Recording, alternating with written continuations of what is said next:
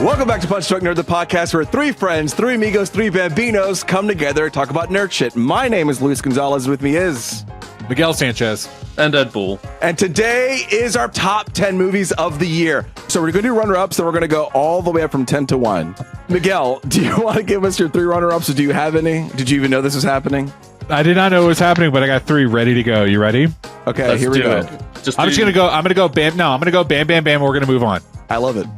Right. Okay, because that's the vibe this episode. All right, business. All right, straight to business. We fucking just do it. All right, top three runner-ups. Okay, they were not on my list. Kingdom of the Planet of the Apes, loved it, had a good time. Not my top 10. Okay, I'm gonna go ahead and say it. You guys, maybe it's on your list, maybe it's not, but I had a fun time with you guys at Nosferatu. Okay, it's my runner-up. It's definitely on my top three runner-up. And I'm just gonna throw a silly one on there, because I had a good time, and I feel like my bottom 5 of my top 10 are all fun time movies. Okay? So this is an honorable mention for fun time movies. Luis, you visited my house earlier in 2024. We sat down, we watched a movie. It was my favorite personal meme of the year. My Webb. I'm saying, was it a good movie? Fuck no, but we had a good time watching it. Well, I remember laughing genuinely with my whole chest watching that movie. So yeah, fuck it. There's a third runner-up, and we're having a good time. We're having a great time. Ed, what are your runner-ups? Wait, what was your second runner-up? Didn't I say Nosferatu, you stupid fuck? Oh, you did. Why did I even add it on the list if you're not going to listen? I took too long writing down Kingdom of the Planet of the Apes. Can I tell you why I had a good time with that one, though? Is because we all saw that movie in theaters. You, me. Right. Yeah. No one else in the theater. I was actually there for that one. Yeah. Just the three of us. We sat down and we watched that whole movie by ourselves in the theaters, and it was a great time. And there were supposed to be like 15 other people, and no one showed up. It was just the three of us. Boy day. That was a great day. Okay. So there's my runner-ups, number 3. All right. Whatever. Ed, what are your runner-ups? All right. This is in kind of a specific order. Okay, first one, this is a movie that I wanted to hate right away, and then ended up liking it at the end, and then upon watching it, I liked it a hell of a lot more because I knew where it was going. Oh God, what is it? Strange Darling. Oh. I don't know if you guys remember, but I almost walked out of that movie. I never would, but I just so you know, don't walk out of a movie. Nope. You're going to get in trouble. Okay, so Strange Darling's over 13. Strange Darling. All right, number 12. This was a laugh and a half. It was Deadpool and Wolverine. Okay, good. That's a good honorable mention. I like that. Gotta mention it. I mean, it was a good time. Like, generally, nothing bad to say. It knows what it is. It was a lot of fun. A lot of lols. And then lastly, my number 11, Drive Away Dolls. Drive Away Dolls. Yeah. Oh my God, I just realized, I bet Bikeriders is on your list. We'll have to find out. I have trouble here. I thought I had 3, but I actually have 4. Is that a problem? Or am I going to have to really kill one of these movies? No, go for it. All right, so, fuck it. Number 14 is going to be, do I really want to put it there? Fuck it. Number 14, Deadpool Wolverine. Number 13, Civil War. Number 12, the movie Babes. That's a fun movie. Oh, yeah. That's gonna I want to watch that. Yeah. That's going to be a repeatable comedy for me. And then number 11, Strange Darling. Oh, hey. Okay. So, there you go. Nice. I totally forgot about Civil War. Thank you so much for saying that. Yeah, what kind of American are you? I'm going to go ahead and change my... Is that what he says in the quote? Yeah. Kirsten Dunst's husband? What kind of American are you? Wow, what a great impression. That's pretty good, right? YouTube.com, @PunchDrunkNerd. Go back 15 seconds and see Miguel's impression of Kirsten Dunst's husband's line. Jesse Plemons. Oh, man. Jesse Plemons Dunst. Oh, yeah, Jesse Plemons Dunst. What a year. We're going to jump into 10, 9, 8 now. I did see 20 movies this year. I mean, that's crazy. That's pretty good. I forgot about Civil War. That was good. Sorry, go ahead. So let's rock and roll, guys. Okay. Miguel, number 10. I just want to reiterate one more time. My bottom 5 are just fun. I saw movies and these aren't great movies, but I had a fun time at the theater. Okay, That's your vibe. Civil War. Here we go. you get number 11, Civil War. Number 10, you guys know me. I love a monkey movie. All right, I knew it. I love monsters mashing. Okay, my number 10 is Godzilla X Kong, A New Empire. Yes, it is. Just an absolute garbage movie, but so fun. Okay, I feel like I've seen worse movies this year. This one was a fun one. You know, 100%. Let me tell you this: Godzilla turned pink. All right, Yep. King Kong got the yellow muscle maker. All right, he got the haymaker. Like that was a good time. Have you seen Godzilla Kong? Yeah, guys, I saw it. I saw it in theaters. Best believe. Can I tell you this? Of all the movies, so I have a really good time watching movies with my son, whether I love the movies or not. I really enjoy the movie experience with my son. But he kind of got into like the Godzilla King Kong movies. Yeah. And so when that one came out this year, he was just like jumping off the couch. He was so excited to watch it. We almost saw it in theaters, but we were a little nervous because we don't like to do guns and all that. So he was even younger when that movie came out. And so we were like, we won't do it in the theater. Well, we finally sat down and we watched it. And I was just like, yes, he's going to have a good time. Yeah. He just was jumping up and down, having a great time. Yeah. My daughter also like discovered Godzilla and Kong this year through that movie. She like knew herself and was just like, that looks like it will be a little scary in the theater. Sweet I'm going to girl. wait. And she did, but she watched it at home and she loved it. She loved it so much. For my birthday, she got me a King Kong action figure. Wow. That's what's great. I got a retro Godzilla action figure, and she was like, "Now they can fight." I was like, "Yeah, they can." But yeah, that's what's great though, is because like as a nerd, when you grow up, you get toys. I think I said this recently, and I almost got my son Godzilla King Kong toys for his birthday last year. Nice. But I said, no, this is Ed's space. Let me just like save that for him. Godzilla X Kong, and a vibe. It was such a good time, and I think it was better than the first Godzilla versus Kong. Like I think this one was more. Hey, I don't give a fuck what y'all think if you think otherwise. Okay? I thought you were about to say the first Godzilla. No. I've made this point before. The original, and I'm talking about the new movies. The original Godzilla, Gareth Edwards, to this one has been such a leap. Yes. In like not quality, but just they like tone. Literally defy gravity. They were like, when the thing was that shot when they were running together, I said, whatever, fuck it. This is the Fast and Furious of Godzilla movies. I genuinely thought it was a stroke of genius whenever like they switched off the gravity in the mid world or whatever, and all four of those monsters start just like floating. I was just like, brilliant. Like, more. How do you mix up this genre? Take away gravity. Excellent. One last thought on this before we move on. When I made this list, I tried to be conscious about the idea that we're going to post it on social medias. And that they're going to be like, I can't follow this podcast because this opinion is so dumb. One guy. And I was worried it was going to be me.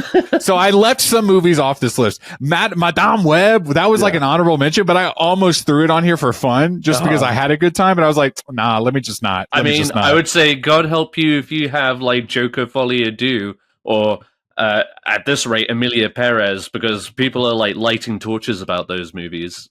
One last thought. You keep saying lighting torches on the podcast, and I just didn't realize that torches. You mean like a tiki torch? You mean like a mob coming after you? Beauty and the Beast. Last week you said lighting pitchforks, and I remember thinking I didn't realize pitchforks could be set on fire. If you put a briquette on each prong of that, dip them in oil, dip them in kerosene. Light it up. Yeah, I'm with you. That's like a Molotov on forks. What is this podcast? Go ahead. Okay, Godzilla Kong. I'll check it out one day. Ed, what's your number 10? My number 10. It's the first sequel on my list. No, aside from Deadpool and Wolverine, whatever.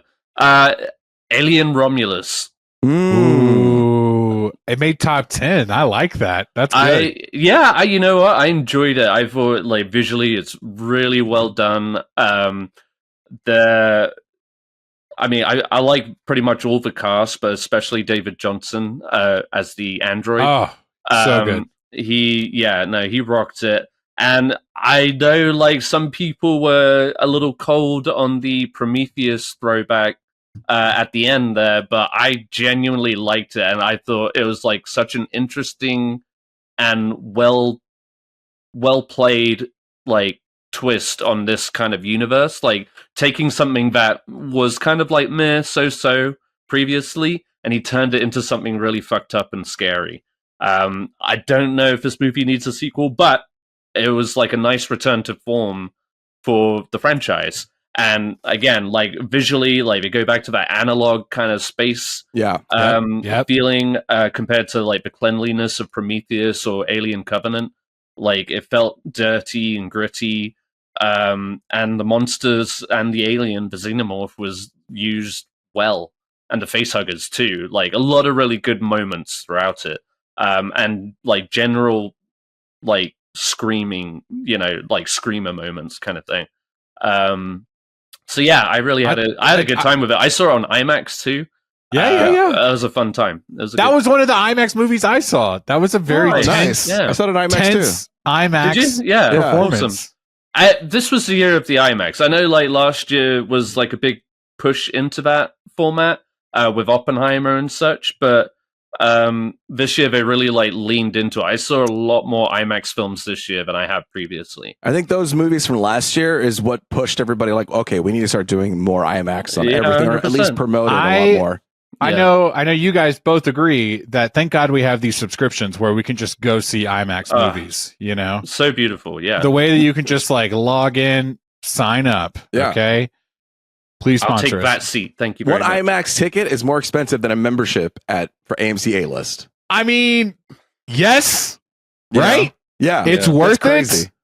At least in California it is. So I don't know how it is in like, no, it is. Everywhere else. No, it is basically. I can see one IMAX movie on the subscription and I paid for it for the month. Yeah. Fuck it. We all love AMC A-List and Regal Unlimited, right, Ed? Yes, indeed. We welcome all theaters to this, except Cinemark. But Cinemark, fuck you. Okay. Fuck you.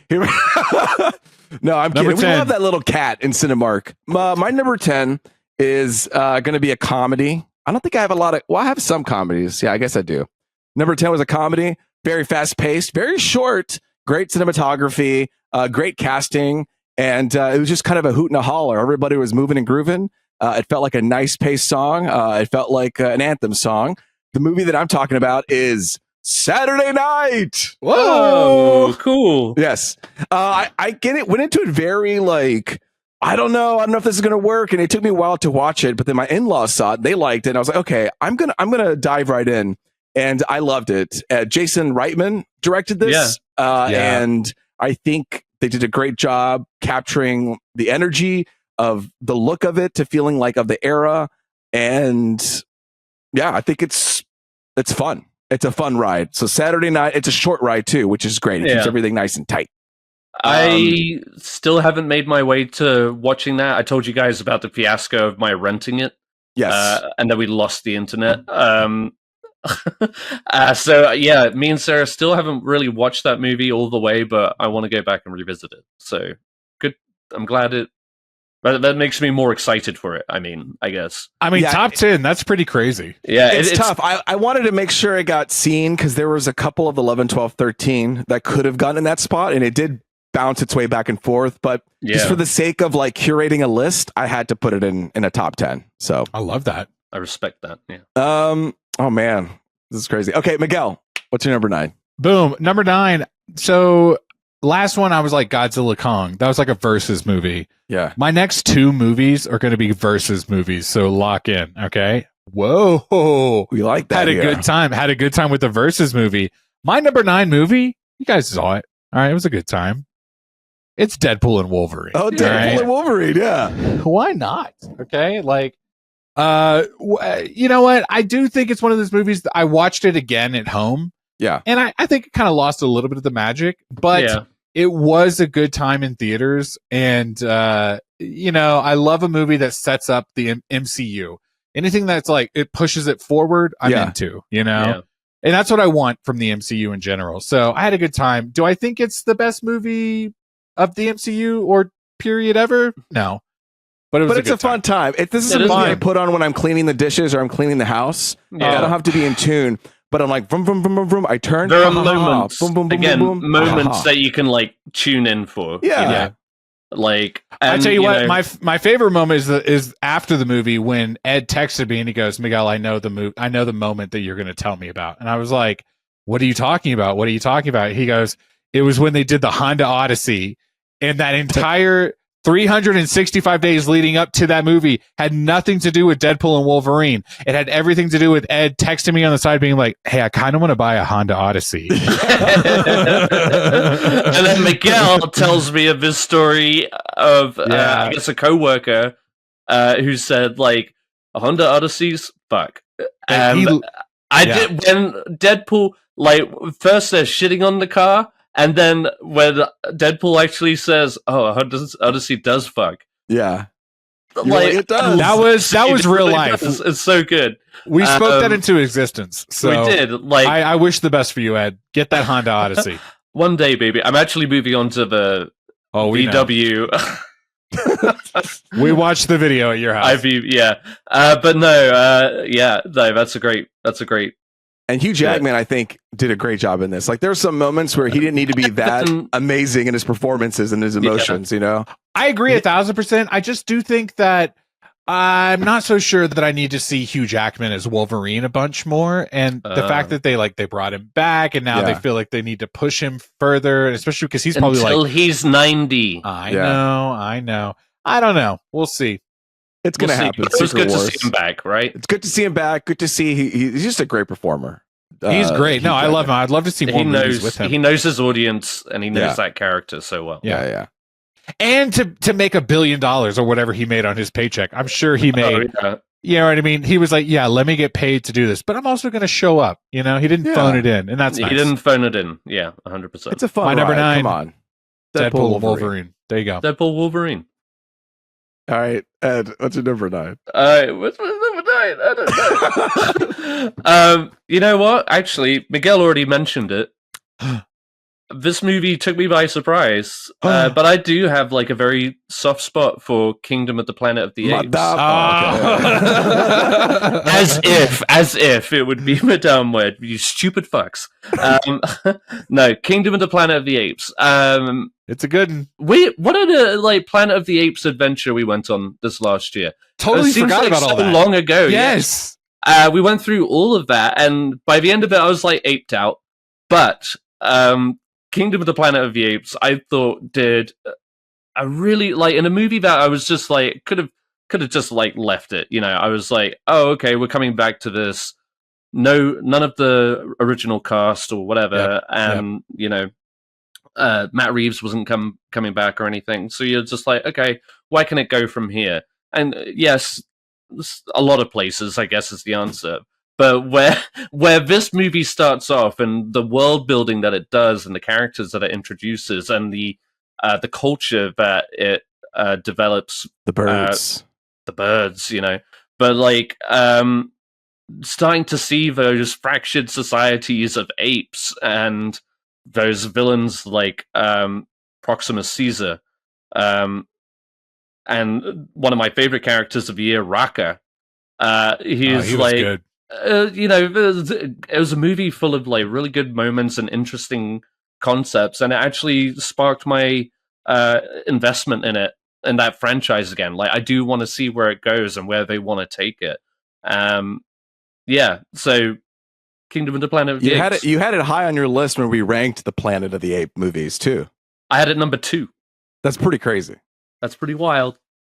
And now it's number 9 of my overall. But that's not bad. I mean, you know, a lot of 4-star movies this year, guys. A lot of 4-star movies. Hey, Hollywood, make better movies for Ed, okay? You know, just 1 star more. Come on. 1 star more. Okay, my number 9 is going to piss people off in this podcast. And it's not like I wanted to have it this low, but there was, for me, just a lot of good movies, okay? This is a solid top 10 for me. All of these movies are very good. Okay, just because it's 9th place doesn't mean it's a bad movie. Yeah, of course. I'm buckled up. I'm ready to go. Now, this is a movie that we've been waiting for, a movie that I've seen a couple times, And it's a director we all love. But from where it just landed when I'm looking at my top 10 and how I feel in my feelings, I'm going to have to put Nosferatu as my number 9. Wow. Whoa. Fuck. And, you know, I talk high about that movie, okay? You do. I thought Whoa. And this movie was a little bit higher. And if, you know, the top 5 were kind of locked with a few exceptions, but the bottom were bouncing around. That top 5 better be fucking beautiful. Oh man, it's gonna be crazy. I tell you that. Okay, so yeah, Nosferatu is gonna be my number 9. A beautiful film, but then as I look back upon it, a little bit of a colder film to me with some of the characters, but beautiful visuals. It's Robert Eggers and the cinematographer working, you know, at their best. Not a bad movie. I like Nosferatu, but it's my number 9. That makes me feel better about my placement of it. Okay. Because I was feeling guilty because I thought like, oh, Luis is going to have this so high. See, when I came out of it, I was like, oh, top 3, top 4, easy. And then as I was compiling my list, I was like, oh, it just kept bumping down. Sure, yeah. I told myself when I made my list, I was like, I thought about Nosferatu, and I was like, I know I didn't love it in my heart. So you should have put it on your top 10. The way that you guys didn't. And I was like, so part of me wanted to be like, let me vibe with them. Let me make sure we could say it all in our top 10. Now I'm glad I didn't, because imagine like you put it in your 9, like 6 or wherever Ed, and I was like 2. What the fuck? Why did I put it so high? Yeah.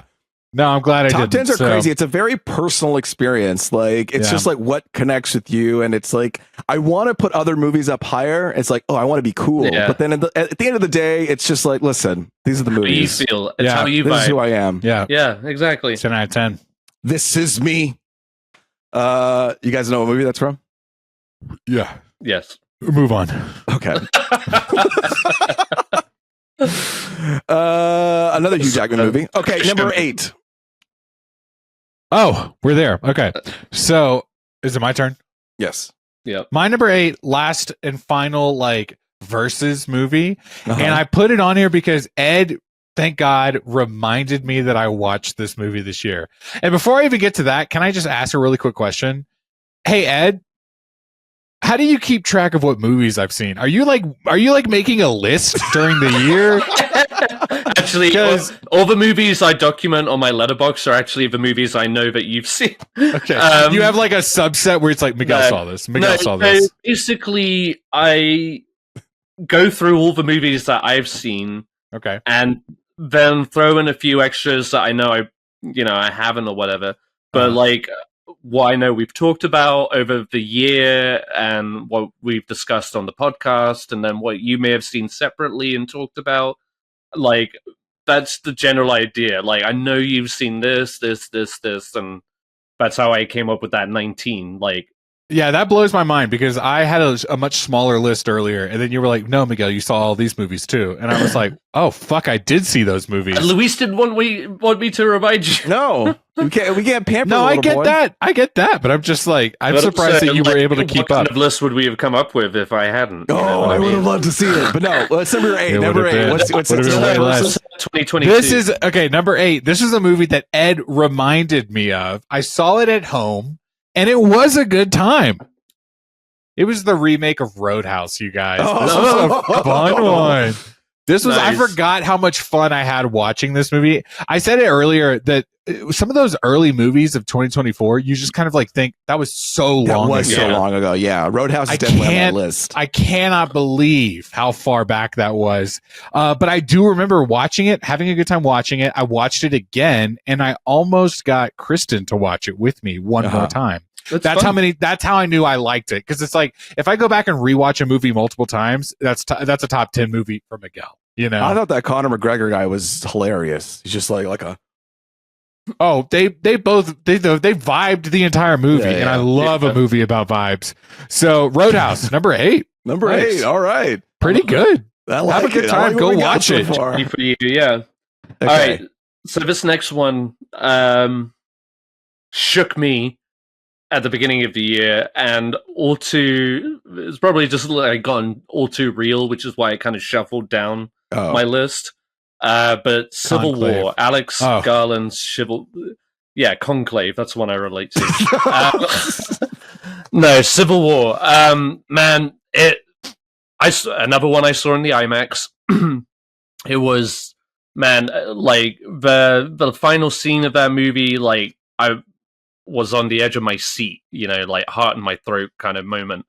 And so many great moments throughout it. Like I kind of get why, but also I wonder why like this wasn't getting more of an awards push, and why they didn't just like release it later in the year. But I mean, a lot of people talk about how the vague politics of it all was like bothered them, but I think it was, if anything, That kind of helped because the of movie. that. Yeah, Yeah. like as soon as you take a side, then that murky's. I don't think, I think that complaint about like, oh, it should have picked a side politically. I think No. that's not the point of the movie. That's not the We were point. seeing it through the eyes of the journalists who Yeah. were going through and Journalists. telling the story. Yeah, And it's also a generational story about how two journalists from two different generations, or even three, kind of approach Yeah. certain situations, Yeah, absolutely. and just seeing how in the real circumstances of a situation like that, like what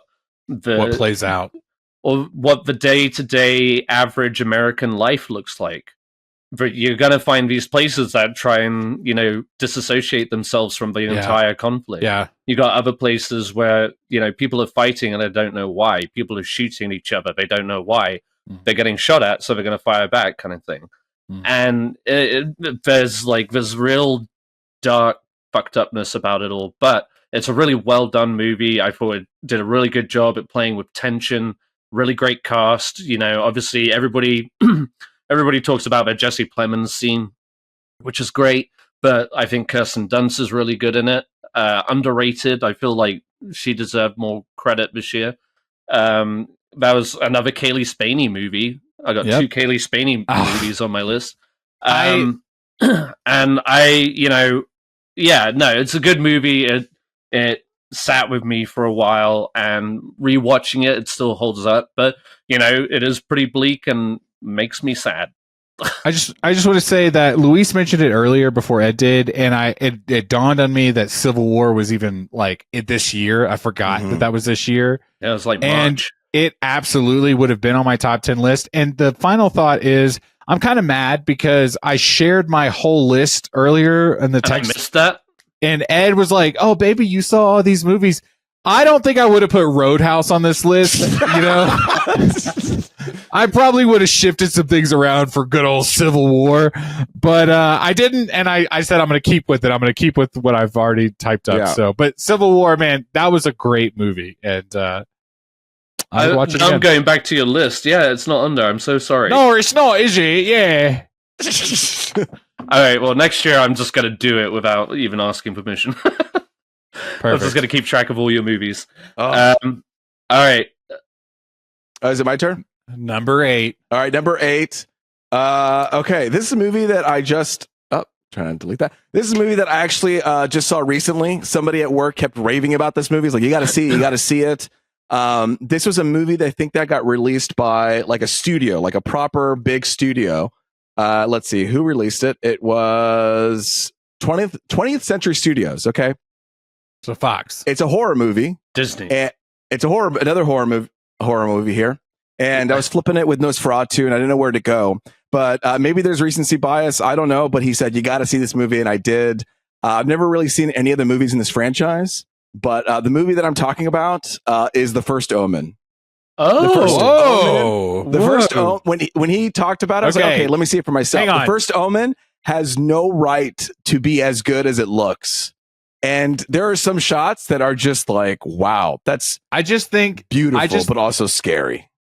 I don't mean to step over you, but if you're going to throw out like kind of this left field, you know what I mean, movie, you should credit who told you to go see it. Who was that? Nick Lamone. Shout out. Shout out Nick Lamone. He's the one who's kept raving about this movie.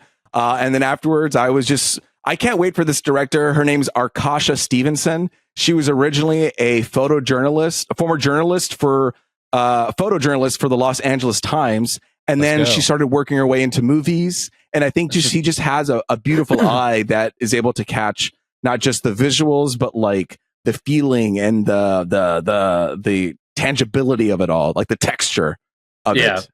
I I saw this to my shame. I watched it on my phone. But it was one of those movies. It was one of those movies that I kept hearing about. Because I've been trying to dare myself into watching more and more horror every year, and there is indeed more like horror that I'm like more excited about. I got a top 10 horror list too on my thing because there were so many that this was the year of like I forgot to mention that up top, but this was like a horror year. It was definitely. And I've got a short horror list to match, baby. Oh God! Just when we get there, let me know. I'll log off. Okay? I'll do it in a minute. I'll be like, and we'll be done. The funny thing about that is it also came out around the same time as that Sydney Sweeney Immaculate. Oh yes, yeah. Which was very similar setup, and I think that's why a lot of people probably wrote it off because but. Yeah, man, that one scene that stood out to me was when the main character, played by Nell Tiger Free, was like, I guess she got in a car wreck or something. And then starts getting possessed then and there on camera. And the physicality to that's Nosferatu vibes happening right there. With the way there are so many like great possession scenes. That's kind of fucked up. But man, like it was fucking distressing, and Bill Nye's in it to boot for shits and gigs. What was his name? Say his Bill name Nye. again, Luis. No, Luis. Who were you saying? Who? Arkasha Stevenson? No, who shouted out the movie for you? Oh, Nick Lamone. Nick Lamone and Ed Ball. Both you guys just sold this movie for me. I'm gonna go see it now. All right. Oh wow, it's on Hulu, I believe. I have that. Yeah. Let's go. So you could watch it there. Yeah. So the First Omen. Nice. That's going to be my pick. Just real quick side note, how many First Omens are there? Like I feel like I've seen so many movies called The First Omen. This is supposed to be a prequel to The Omen. And then there's like I think you're thinking other Omen First Blood and shit like that. Heath Ledger was in an Omen movie before he died. He was in The Order. No, he was The Order. I order you back to hell, right? Okay, so there's the Omen, the original one, 76. Damien, Omen 2. Number 3 is The Final Conflict. Number 4 is Omen 4: The Awakening. And then in 2006, they redid it, The Omen, because it was 666. Like it was 2006, and they're like, well, we got to do it again. And then the First Omen came out. Okay, good to know. I probably won't watch all those movies, but what hooked me just now is the fact that you said she was in a car accident or whatever and then got possessed. Like that. Have you ever been in a car accident? It's traumatic as fuck. Sure, okay. Yeah. And then imagine right immediately during it, you're like, no, that shit would not be good. good. On a big screen is nice because you get to see some of those details of all I know you watch it. You saw it? Well, yeah, I have a big TV. Fair enough. I do want to rewatch it for sure. But hold on, it's not a phone. I'm just saying bigger than a 7-inch. I know. I just want to say that I've been asking for a big ass TV in the house, and I can't convince a certain someone to get one. All right, but I want a projector. That. I recommend a projector because then you have the option. Yeah, and I love that. I love that when you have a projector and you have a wall. That's all you need, baby. That's all you need, and a good sound bar. Ooh, you gotta have that good sound bar. Miguel, sound off on your number 7. Seven. Sure. Love it. Hey, I don't know if this is on Luis's list. I don't know if it's on his list, but he's about to lock the fuck in. Me? Okay, yes. Oh. My number 7 movie of the year. You guys, Glenn Powell fucking kicked ass this summer. All right. I loved Twisters. Yeah. Okay. What a fun movie, dude. The only thing that I wish I would have done, and Luis, I think you did it, was I wish I would have gone to the 40X showing of Twisters. Oh, dude, I feel like I missed out on that moment. And there was a moment where me and my wife, we talked about going to see it in that theater after I'd already seen it. And then it was just like, it's on streaming or whatever. Now we don't have to. And she was like, yeah, let's just watch it at home. Yeah. This has to be a movie like Interstellar came out 10 years after to be like, we're going to release on the IMAX the way it should be seen. This movie, Twisters, should come out again on 40X the way it can be seen. I don't know if it should No, be, but God it is an willing, experience, you know? God willing, in 10 years it'll be 5DX or whatever, and you'll literally be sucked into a tornado as you're watching it. I'll do it. You know what I mean? I don't care. Fuck yeah. I'll be like, whatever, let's go. Oh man, No, Twisters, it was such a fun one. What a Glenn Powell vehicle. You know what I mean? Yeah. They really pushed him for that. Yeah. I couldn't tell you who else was in that movie at all. Daisy Edgar Jones. She's good. David Cornsweet. David Cornsweet's in it, or Superman. I Yeah. know. I do. And he was an asshole in that movie. The He guy was in an Hamilton. Hamilton. Yeah, he was in it too.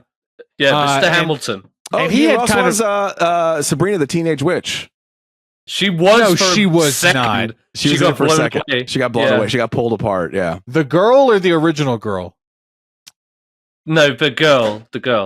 I'm talking about the girl from Mad Men who then also- became Yes, Sabrina the Teenage Witch. Her name is what is it? Cat? No, Doesn't matter. Karen the Culkin? eyebrows. I The don't know. eyebrows. Yeah, Her. yeah. And I mean that dark eyebrows. Yeah, She was yeah. in Mad Men. I didn't realize. Yes. Yeah, the Mad Men girl. I didn't realize she was in. She's this also movie. in Red One. She plays the villain.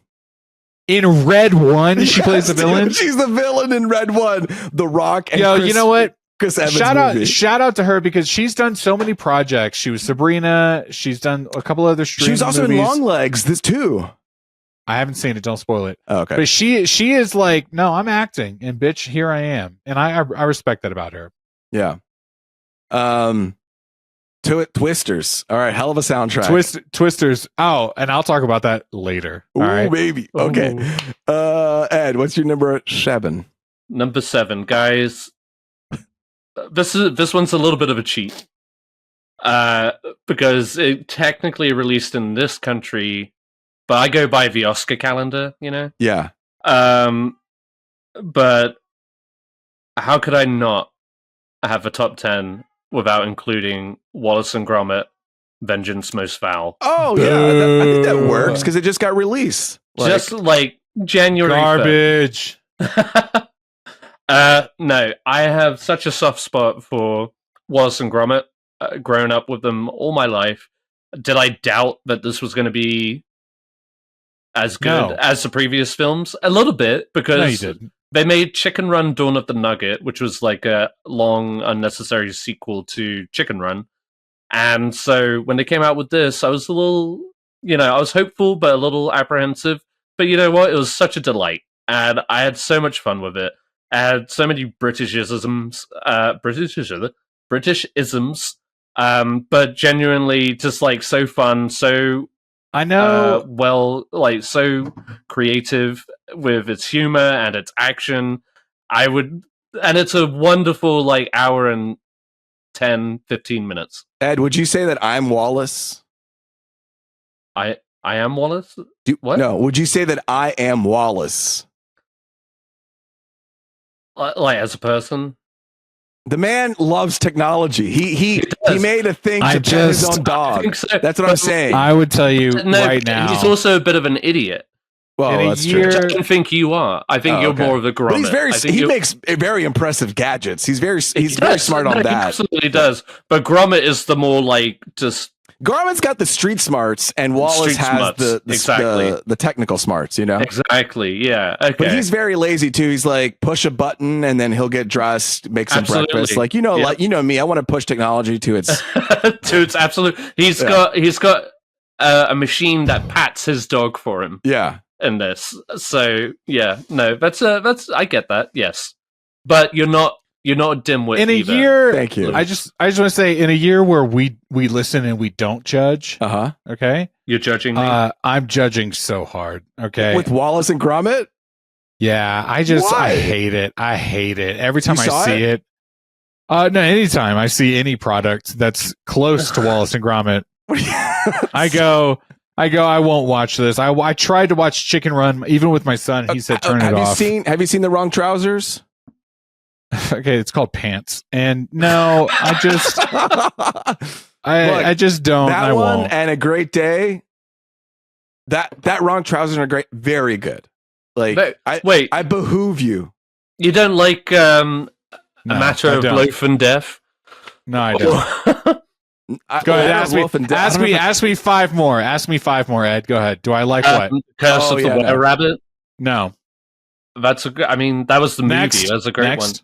There's only one more. There's a close shave. The close shave. Thank you. No, I don't like that one either. You know what? Next Boys Day, we're gonna lock him down. We're gonna make you I walk the long trousers. I swear I'll run away. Okay, I will. You I will all of won't. a sudden. I will love cardio. We'll get a keg of Hopadillo, and Yeah. we'll sit your ass down, and you're gonna watch it. Well, every 5 minutes we'll give you a beer I actually gave up drinking this year. Cheese. and cheese. Cheese.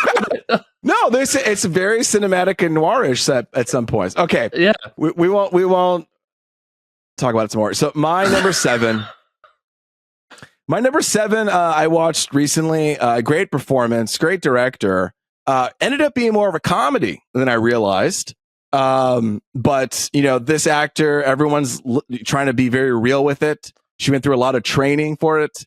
I expected it to be more dramatic, but I had some very funny moments. And it had a good little ending, right? I'm talking about the one, the only, Anora. Oh, okay. It was Wow. Anora. Yeah. Great. I had a fun time with this. There are bits in here that I didn't realize I would laugh out loud.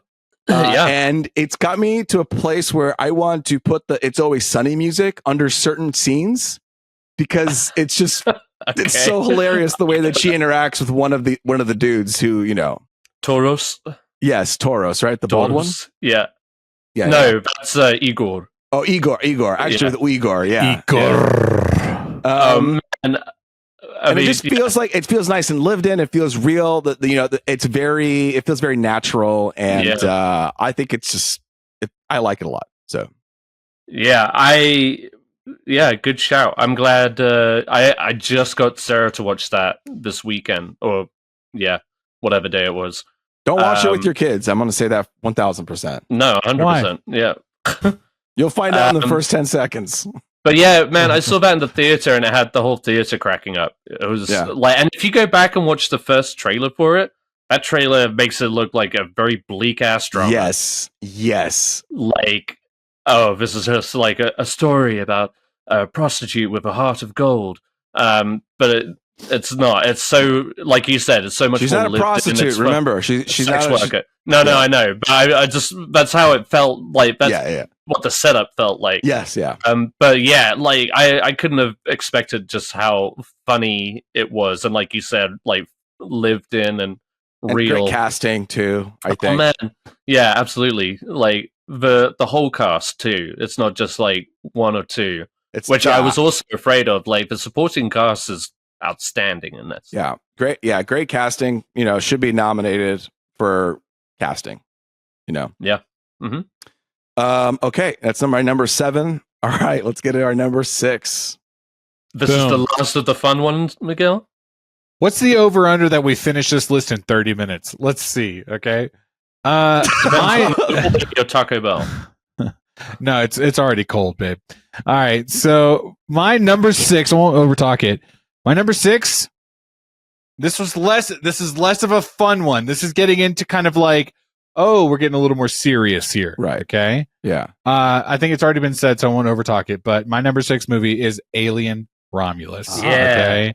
Nice. Dude, you guys, I loved this movie. I don't know if you guys remember, but we did a podcast like 30 minutes after I saw this movie. Yes. And I just remember being like shook to my core from it because that last like 20 minutes of the movie is so like ultra, just like, and not violent. It is it's scary. You know what Unsettling. I mean? It's scary. Okay. Yeah. Like I remember being like, oh my God, that was one of the first times in a long time that I like jumped in my seat. When you were in a things funk happened. when you came in the pod, and then it took some time for you to like get back into happy zone.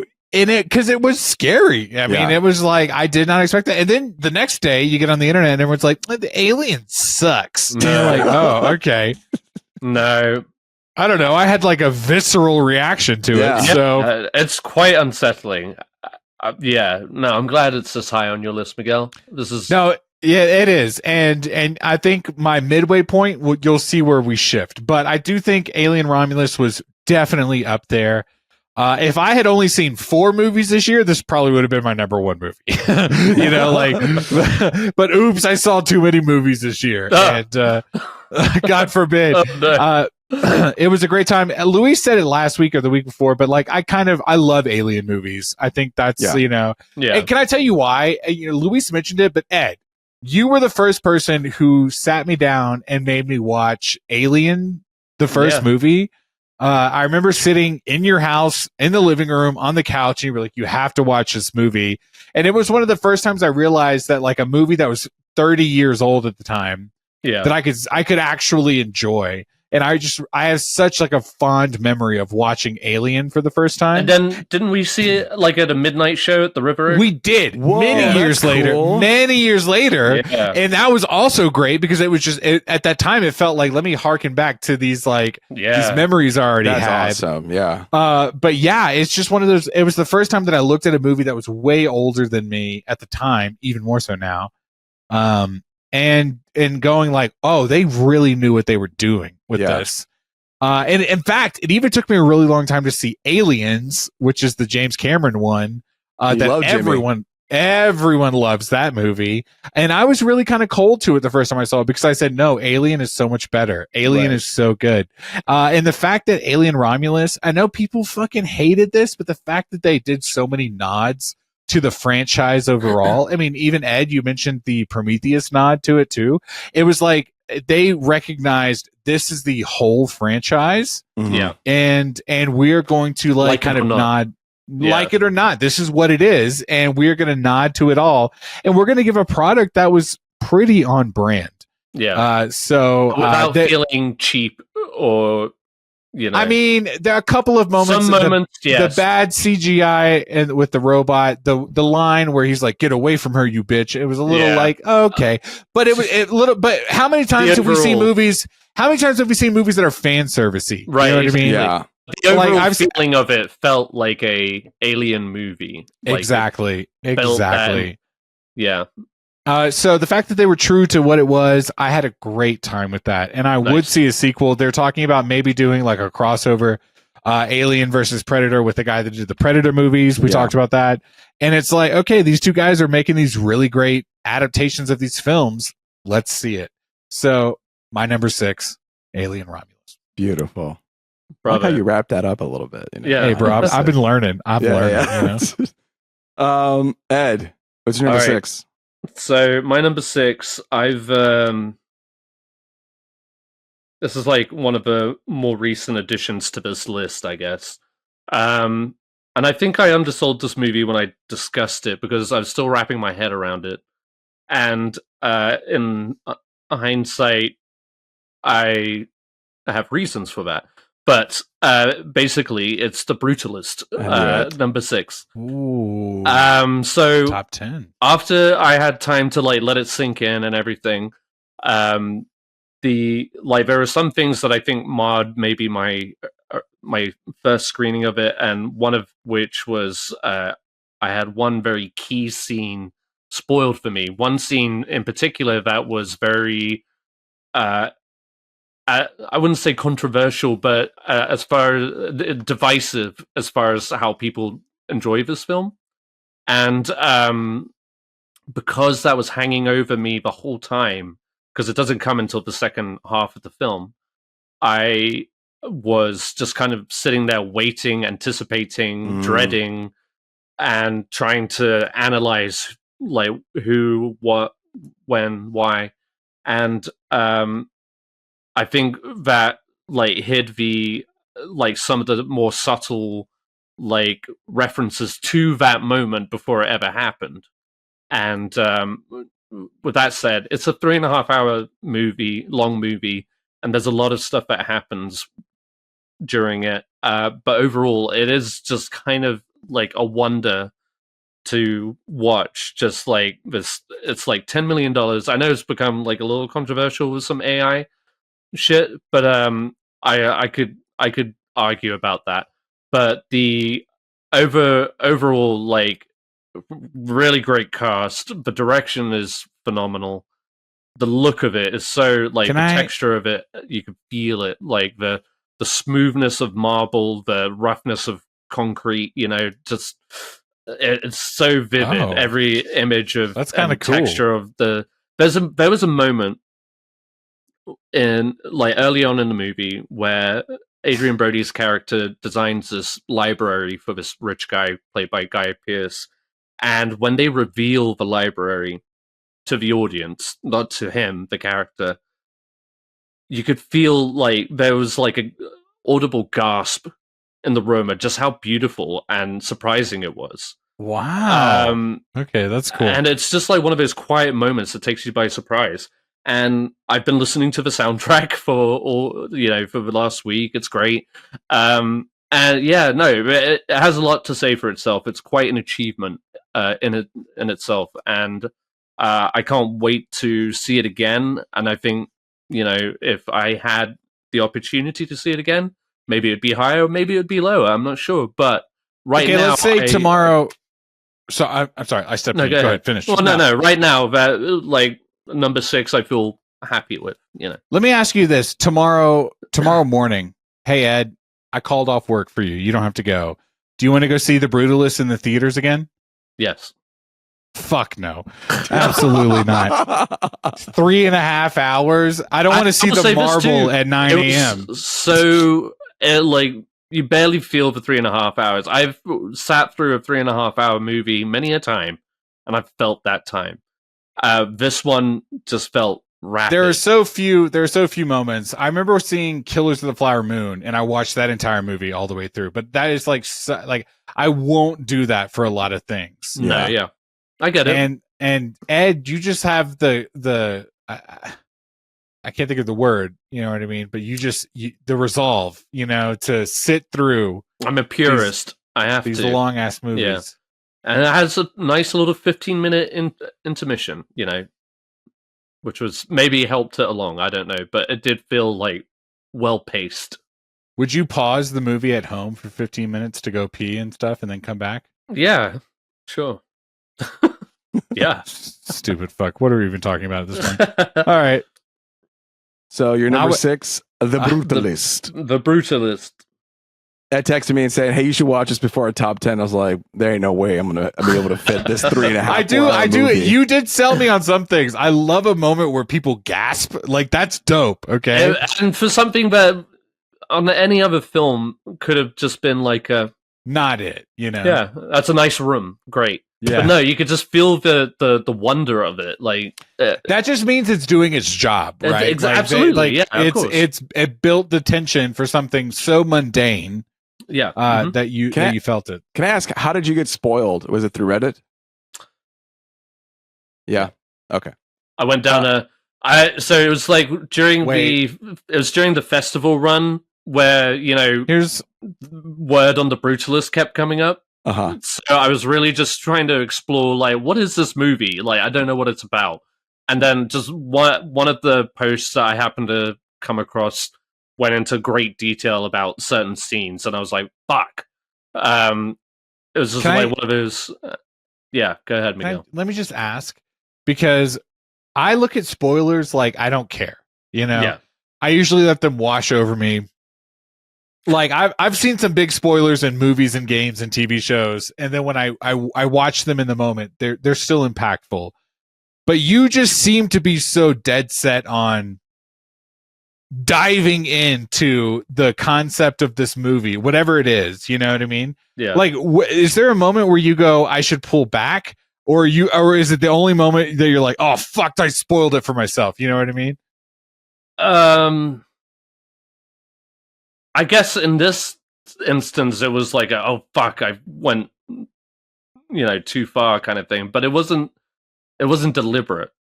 No, like, hey, on the next movie, I would just say I avoided all the reviews. You know what I mean? So that's what I'm curious about. Is like, how do you choose that? I don't want to watch the trailers. I don't want to read the reviews. Mostly because with The Brutalist, again, that movie literally popped up.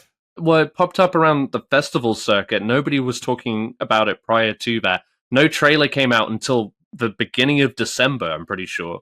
And that trailer is very minimal. And so, like, I was just like, what the fuck is it about?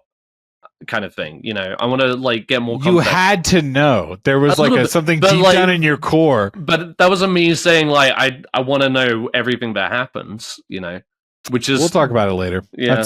I feel like we're gonna keep delving into the. And I know I'm the only one psyche. who's going to mention it, but to our listeners, go see the Brutalist on the big screen. I mean, I wouldn't spoil it, but it is my number one movie. But okay, whatever. That's fine. You saw the trailer. You kind of got the vibe of it all, right? Yeah, I waited until I saw it. 30 So seconds. Yeah. the way I gasped. The Brutalist adds number 6. Okay, we're going into my number 6 here. This is a sequel movie, a movie that I think is actually better than its predecessor. Great performance too by an actor that I don't typically, watch their movies, and it just I was locked in emotionally. And these next movies are going to hit me more emotionally than the bottom movies that I've already love had, it. Okay, I love it. So we're going Set to it get up. more and more emotional as we go through these things. Which is exactly how it should be. So my number 6, don't be sad, because it's Smile 2. Whoa. Yeah. Okay. You're a little horror bitch, dude. Like you love that shit. Listen, this person was put in a situation that, you would be downright couldn't escape. Like, I got it and I was with it. And her name's Naomi Scott. Is that her name? Yeah. She's fantastic in that thing. And I think Oscar award winning performance too. Like, she That's really wild. captures the fear. Great design. It's good. Yeah. Great cinematography on it too. The First Omen had beautiful cinematography, and I think it outmatches Smile 2. Same with Nosferatu, but Smile 2 did have great composition, and just emotionally, I was more attached to this character and wanted her to survive throughout this whole kind of process. And I felt for her, and it was frustrating and scary, and I just think it was a tighter movie than the first Smile. Can I ask a basic bitch question? Yeah. Do I have to see the first one to see this one, or I don't think so. No, it's all this kind of is derivative, but it's almost like a replay of the first film. It doesn't seek to try and explain it any further. It's okay. But it's the same kind of setup, and you get what's going it's the on. same sandbox or whatever. Yeah, essentially just different characters and stuff. There is kind of a run on in the beginning from the first one. I'm sorry, but that's maybe about as far as that goes. If all right, I'm down. Luis, maybe. Yeah, I think there's one thing you should know. Maybe if you wanted to know at the beginning who was in the previous film. Yeah, but that was about it. That opening too was also cool. But no, Naomi Scott, she was incredible. and they made her look very different, especially with that haircut. Yeah, I didn't even realize it was her until I looked it up on IMDb. Exactly. When I started hearing about it, and remember I think I texted the group, but I was like, Luis, you've seen Smile 1 or whatever. I was like, I've been hearing about Smile 2. Do you think I need to see the first one? I did end up watching the first one. I liked it. I did like this one better.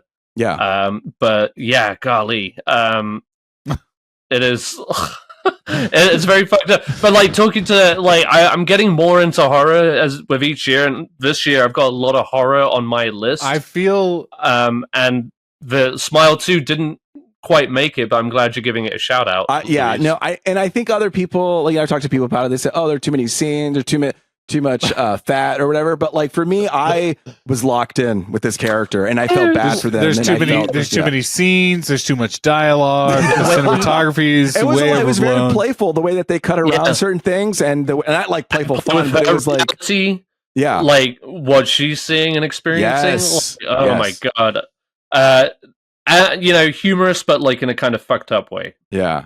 I wonder what Christopher Nolan would have thought about this movie, to be honest. I just think that you guys, I said it last week, but I'm doing musicals this year. Yeah. And now I'm kind of feeling maybe I do a musical horror thing, based on, I'll watch horror movies that you guys subscribe to. Okay. So we'll see. We'll see if I watch these. Okay. We'll see. My number 6, Smile 2. Miguel. We're entering top 5 now. Okay, I've got a throwaway. This is throwaway. Look, this was number 5's your throwaway. Let me tell you this. This is my palate cleanser for my bottom 5 to my top 5. It's when you eat the ginger and palate cleanse. Yeah. a little bit of a cheat code. I did see more movies than 10 this year, but I decided purposely to put this in my number 5. You guys, 10 years ago, Christopher Nolan released my favorite movie ever. Okay. You're putting this in your number 5? Shut up. All right. This is a palate cleanser, you stupid fucks. You know what? Why don't I even try? Okay. My number 5 is Interstellar, the re-release. Okay. Have a great God time. damn it. God Have a damn great it. time. I could have Were put there more any movies. extra scenes added to this? It doesn't matter because I had a great time watching this movie. Yeah, I could have put. Yeah, sure. I could have put Despicable Me 4. Absolutely, that came Hey, that out movie this wasn't year. that bad. I thought it was gonna be worse. Yeah, I mean, according to your testament, you could have put Civil War there. now again, I put my list. I made my list, and then you reminded me, and that's Right. your fault, Ed. Okay. Yeah. Oh Well, my god, it's his you know. fault. And I might have done that. I But almost texted the group earlier and said, no, Interstellar does not count. I don't give a fuck. Who are you? You my dad? You're not my dad, and you're not my boss. And you're not God. And you're not God, okay? No, you guys, I will say this. I don't give a fuck what anyone says. I had a great time with this movie. I watched it 4 times this year. Damn. One time, I got to go back and watch it in the IMAX theater, okay? Uh-huh. And it was a great time. I saw it was a fully packed theater. There were people watching it. The experience alone, you guys, there were people watching this movie for the first time, and the way that they reacted to moments. I mean, there were like jump scares in this movie, where things would get loud. You know, Nolan, like he plays with sound. Things would get loud, or things would be in your face, and people next to me were being like, "Oh my god!" and they had no idea things were happening. I'm like, "Have you not seen this movie before?" You know. But it made the experience that much more fun. No, I had a great time. Top 5, I don't give a fuck. All right. Interstellar. All right, The Interstellar, re-release. you're number 5. No, you know, I'll say this one more time. I'll say this is in You don't 1 give or a 2 fuck? years, 1 or 2 years, I don't give a fuck. And in 1 or 2 years, you fucks will be like, this year, I just like rewatched a movie. No, that's And then not all of gonna a happen. sudden, no. This ranking, year, so. this year alone, you guys were already like, I don't know if I want to go see movies in theaters anymore. After I saw 25 in the theater. Okay? When have I ever said that?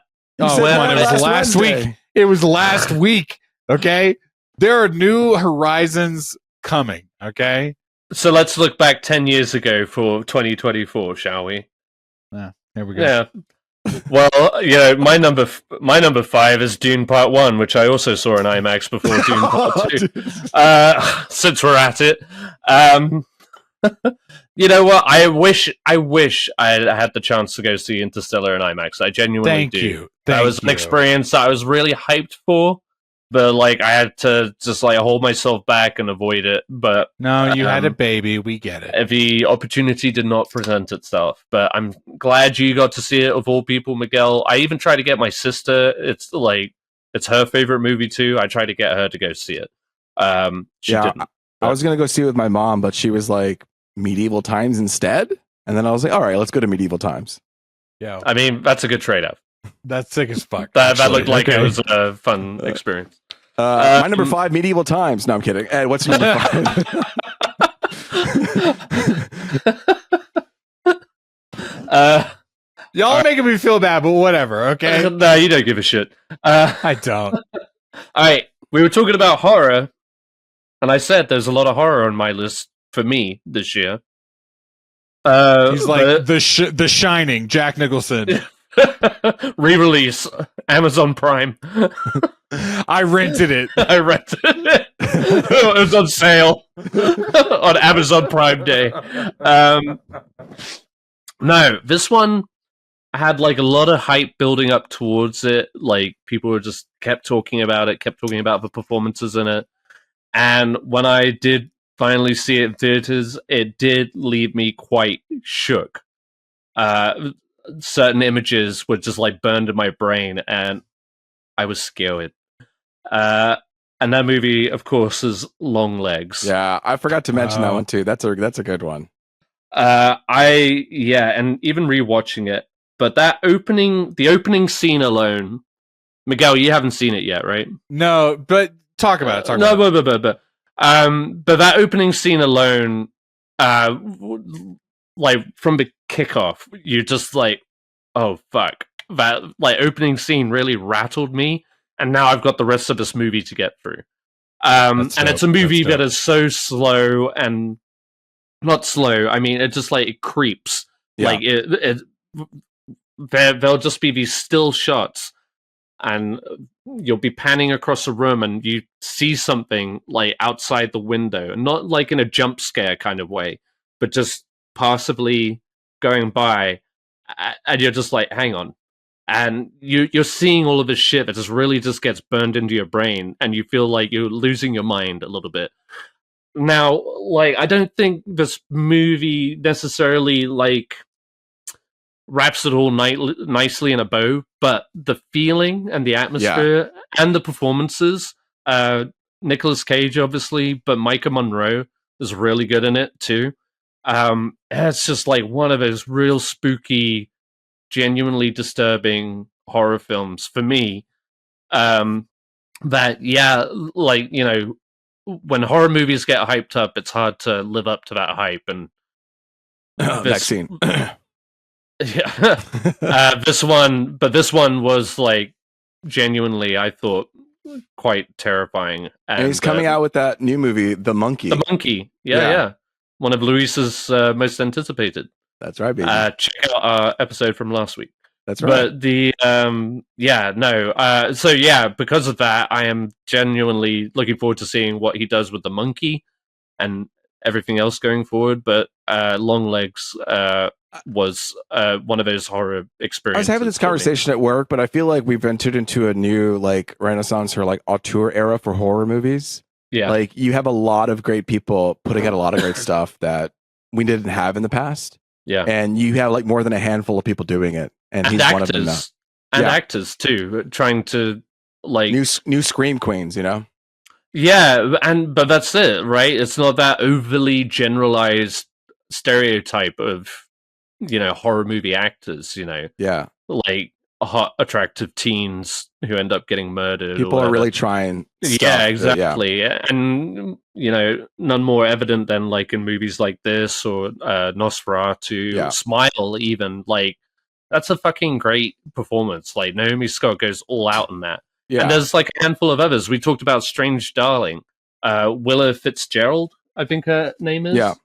The main actress in that. Like, fucking really good performance. So it's makes it increasingly frustrating. I think that's just like the nature of award season, of just like these different genres not being acknowledged for the right things. So yeah, it's like you can only get a nomination if you're in a drama, basically. So sorry comedy, sorry horror. Cool. Your number 5, Longlegs. Okay, now my number 5. So my number 5, changing the game here, changing the script. We've been in horror land. Now we're going somewhere else completely. This movie also made me tear up in the third act. And I think this movie contributes, I put it up there too, because I think it contributes to our youth in a very important way. And I think it gives them a way to identify certain things, certain feelings. Okay. I'm talking about Inside Out 2 is my number 5 movie of the year. I think I liked this movie better than the first one because the girl like who has the emotions, she goes through a lot more nuanced like arc and all the troubles that she's going through. I think the emotions are more interesting, and I think everybody can really relate to anxiety. And I think at the very end, when anxiety just loses control and all she wants is to make her person feel better, but she can't. Like I got emotional there. And I think that's cool for like, if I show it to my kid, like, oh, I have anxiety. Anxiety's at the board now, or anger's at the board now. You know, I think that's a very powerful thing. And so I wanted to put it in my number 5. Yeah, I bet Miguel wished he did too. Because totally it's on his forgot. list. I totally forgot that this movie came out this year. This Luis, is the you gotta let me make Miguel's list. this is the highest grossing animated film of all time. As well. I would say this. I put an animated movie on my list specifically because I had a good time with it, but I forgot how far back this one was, and I was trying to keep like animated movies that my son loved off the list because I was like, okay, that's him, not me, but I saw them, but I just totally forgot. Yeah, and now I'm mad, Ed. Luis. Okay, it was my fault. I did tell Ed not to tell Miguel. So yeah, Inside Out 2. I was trying to put it lower, but I don't know. It just makes such an impact on society, made an impact on me, and I thought it was a better movie than the first one. So, even if it was like a almost retelling of the same thing, I think it did a better job. Okay, that was my number 5. Number 4, Miguel. Whew, okay. I've been drinking. All right. So my number 4 movie of the year. Okay. I just rewatched it with the family. It is going off of Inside Out. It is an animated movie. It's the one that I put on the list. Mm-hmm. I thought it was a solid movie. I cried both times I watched it. It was the DreamWorks picture. Okay. I hope it was DreamWorks. Lupita Nyong'o. All right. Guys, it should have won an Oscar. Mm-hmm. It hasn't been nominated Hasn't been nominated yet. I'm just going to say it should have. Guys, The Wild Robot was so good. Okay. Yeah. I loved that movie. I do have qualms. There were some things, and later we talk about like worst performances or whatever. I do think there is like a worst performance in this movie. Pedro Pascal. Whoa. Pedro Pascal's in this movie? Guys, don't ruin the vibe. Don't mention it if you don't want to. I can't. Yeah, but we're in a new episode. I can't talk about this movie yet. How about that? Fair enough. I would say that I enjoyed this movie as much as I enjoyed it the first time. I enjoyed it the second time. We watched it this week. We sat down. Kristen watched it for the first time. We all sat down together. And we had like a little movie night. We had a little bit of a freeze going on, so we couldn't do anything. So we sat on the couch. We watched a movie. And I think it did a really great job of, first off, the animation is great. The actual animation itself is really good. And I loved that the wild robot had 2 themes going on, and they both kind of nailed their landings. It was this literal wild robot in the forest of all these animals. But also this like story of like motherhood and being a mom to this child. And I enjoyed the shit out of it. Okay. Yeah. So were there things I didn't like? Yeah, but mostly had a great time. Wild Robot, number 4. Ed, you're number 4? It wasn't Wild Robot. Sorry. Who cares at this point? It was Despicable Me 4. I'm so tired. You're tired. Nosferatu. There it is. This number 4. There you are. This was one of those movies. Another horror movie, but it was one of those movies that worked even better with a second viewing. I agree. Luis, you and I have talked about that. Yeah, I mean, Robert Eggers, which is working on all cylinders with a full-blown budget from Focus Features. I just really appreciate the craft of it, but also just like all the performances. Alexander Skarsgård Bill Skarsgård, right, and Lily Rose Depp for sure. Like both of them, like really go all out for it. Even Nicholas Hoult. I don't want to like downplay him. He was really good in this film, and then of course Willem Dafoe. But like, man, it just really like the imagery, the set designs, the creeping tension, the score, like all of it, just like beautiful. Like you said, it's beautiful. It's like disturbing, upsetting, but it's beautiful. Really, And I love that kind of classical horror, like Yeah. monster horror. Yeah, you do. And so this is like a wonderful, like little new rendition of that kind of character. But yeah, we have seen a lot of times on screen in different variations, but this was like unique and true to Eggers, and also true to the original Nosferatu without being, over the top or whatever. It was just, I enjoyed it thoroughly. It's weird, scary, it's creepy, it's unsettling. Beautiful. So many good, like we were talking about that ending shot at the end, final like shot. the final Oh my shot. God. Frame it, but What a also shot. don't because it's weird. Yeah. But like, yeah, and then like we were talking about possession scenes and acting from the First Omen, but like this was another one of those like incredible like possession scenes, like the shit that Lily Rose Depp does. When she did that shit, it's pretty intense. That was pretty good, Ed. Yeah, no, it's great. I really enjoyed it. Also, another score I've been listening to a lot of, but like it's hard to jam out to horror movie. I mean, like, what are you listening to in your ear? You're like, specifically Daybreak. come to me. And you're like, fucking banger, let's go. Y'all mind if I put this in the speaker? Huh? I'm gonna put this in the speaker. You're like, no wonder they shut down work for 2 days. Okay, like they're like, just Ed, go home. Go home, stop playing your shit, man. Well, there you go. Anyway, number 4, Nosferatu. Funny you guys talk about work because I think because I also saw this one at work. People were talking about it at work. I was another movie that was good. So we checked it out. It's a coming of age movie. Was surprised by this movie. Reminded me of being a kid again. The movie is called Dee Dee. Oh, Yeah. Oh, I haven't seen that one yet, but I want to. They surprised me with it, and it's just a coming of age story, and it's based like in the 90s, and I think it's high up there. One, because it was shot really well, but two is just like I kind of, for better or for worse, kind of connected to this kid, and I've never felt like a movie has captured the 90s for my experience as well as this one.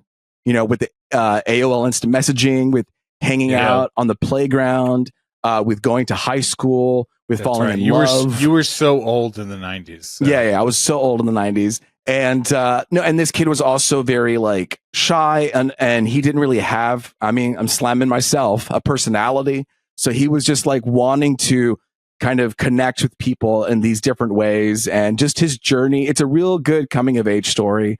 I feel like it's very honest, and I think I think that it might be like the story of the director. I'm not sure, but I had to guess it would be.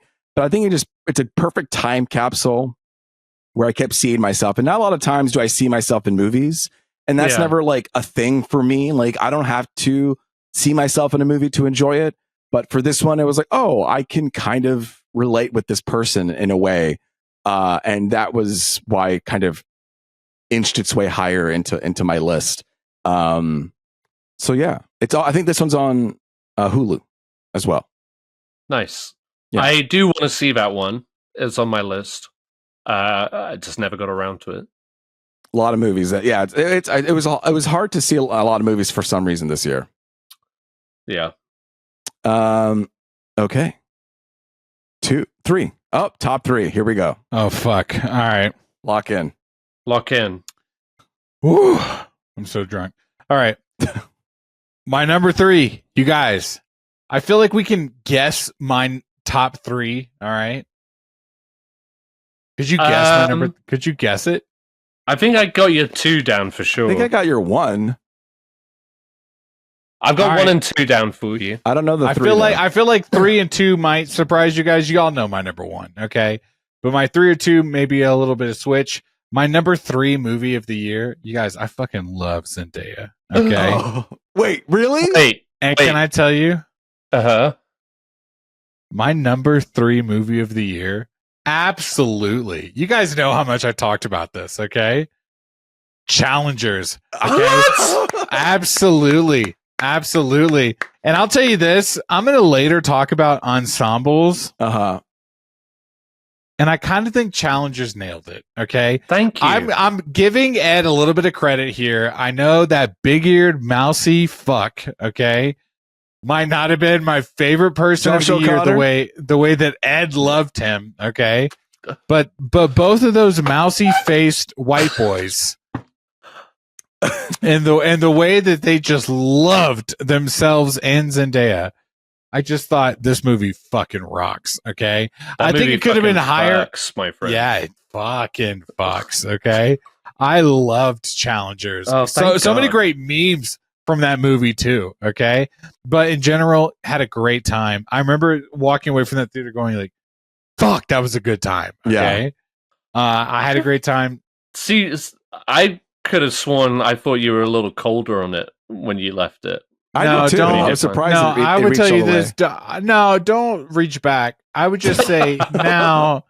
No, it's a good one. It's made an impact. It's a lasting impact. It was one of the movies that I liked so much that I purchased it on Amazon Prime. I mean, we all know why you purchased it. Yeah. Prime. Okay. Josh. O'Connor. No, it was a great time. Again, memes galore. The way her hair swooped from side to side. They're like, "Oh, Zendaya is the Gen Z icon of an era," and I'm like, "Yeah, I get it." Okay, she's fucking nailing that. Tom Holland is like, "I'm ready to retire." She's like, "I could do one or two more," and we're like, "Yes, please." Okay. No, Challengers. Tom Holland is like the Mike Feist in this movie. I would tell you this is I almost put Challengers higher in this list, and then I said, whoa, slow down. Okay. Yeah, because you got two other movies. I do have a couple other movies that do. Yeah, you know what they are too. I do. All right. So yeah, no. No, Challengers was a good one. And I'll fight anyone that tells me it wasn't. Okay. No, 100%. I don't think you'll have to fight a lot of people. No? Thank you. Thank you. It was a moment. It was an internet moment too. It was. You know, like people ate that shit up. And you go back and that was another movie where you go back and watch the trailer and you're just like, what is this fucking trailer? It doesn't do the movie justice, and it probably. But it ended up making money, but like, yeah, different vibes. I would tell you this: when Luca Guadagnino walked out of the Golden Globes, Guadagnino. When Luda Guacamole walked out of the Golden Globes, I said, "I'll walk out too, baby." All right. What's funny is he wasn't even nominated for Challengers at that Golden Globes. Yeah, but he was in my heart. Yeah. He should be. Challengers. I'm glad it's on the list. I'm looking at this list, and I'm liking what we're putting down here, guys. It's a nice variety. It's a nice variety. Yeah, I dig it. All right, Ed. Well, number 3 for me, it's Challengers. Talking about variety, no. I wish. Number 3, though we have mentioned this one already, I just happen to like it a little bit more, I guess. Oh, I think don't say it. Is it? Say it together. It's a Anora. Oh, okay. All right. Miguel, what did you think I was going to say? No, my worry is, I said it last week too, it's just my worry is my top 2 is going to be some throwaway from you two. And I'm like, no, please don't say my top 2. No, this movie, like I said, I just got Sarah to watch it this last weekend. I think she enjoyed it. But yeah, it was just one of these surprise films. I haven't watched a single Sean Baker movie. Now I've seen 2. This one and Red Florida Rocket. Project? Oh. I still need to watch Florida Project. I still need to watch Tangerine. Wow. I fully intend on doing so. I've just been a busy boy. But I loved Anora, and I've seen it 3 times now. And man, we were talking about ensembles. I mean, genuinely, Miguel, like, this is a great ensemble. Yeah. From top to toe. And it, again, so many misleading tropes from the trailer that the movie just never goes down. I feel like, you know, all the Oscar buzz. I'm going to say this on the record right now, and I might be wrong, but I think The Brutalist is going to win Best Director this year, but I think Anora is going to be the little movie that wins Best Picture. at the Oscars. I'm gonna call it here. I'm gonna say it here. Wow. I think this is the movie because it is such a fucking hilarious, delightful movie with, there are some shitty characters in it, but everybody's just kind of lovable in a way. Even, Ivan or Vanya. You kind of, but you're kind of charmed by him in the first half of the film. Well, in the first half, yeah, but then So, but Toros, I love Toros. People should be talking more about him. But the fact that the guy who plays Igor is getting buzz as well. But I'm it's happy. just like it's such an interesting evolution throughout the film. It just like it starts as one thing, it becomes something else. Yeah. It's like Enter the Three Stooges, and then it turns into something else at the end. Mhm. And I really enjoyed it. It feels so natural, so grounded, hilarious, but not like trying to be funny. It is just funny. Visually, it's a beautiful kind of movie. Cold and stark, but still kind of warm and cozy. It's just so much fun, so unexpected, and ever since I saw it, I've been recommending it to everybody, and I feel like it would be a fun date movie. It's just fun. I love it. It's great. It's good. And you heard it here first. I think it's going to win Best Picture this year. Wow. I mean, it won in the Cannes, right? Yeah, it won the Palme d'Or. Yeah, it won the Palme d'Or. So stick that up your ass. Just saying. Number 3. Okay, so your number 3 is Anora. Okay, my number 3. Woo, this one made me cry. This one made me cry. I didn't cry like this from a movie in a long time. And when I did, I was like, I needed to do it. I needed to have a good cry. I love a good cry. It's also an animated film. And the movie is The Wild Robot. Yes, Me and let's Sarah go. were just bawling, and Carolyn was like, her mom's like, should I watch it? It's like, you will die. Like I don't know if you'll handle it because it's just so much emotion in this movie. And that's why it's at the top for me personally, because I was just like ugly crying with this thing. Great animation. I love the story. I think Miguel's already kind of talked about it, but I think it does a really good job of capturing like being a parent. I'm not a parent yet, and it affected me. And I was like, oh my God, I'm going to be a wreck when I have a kid.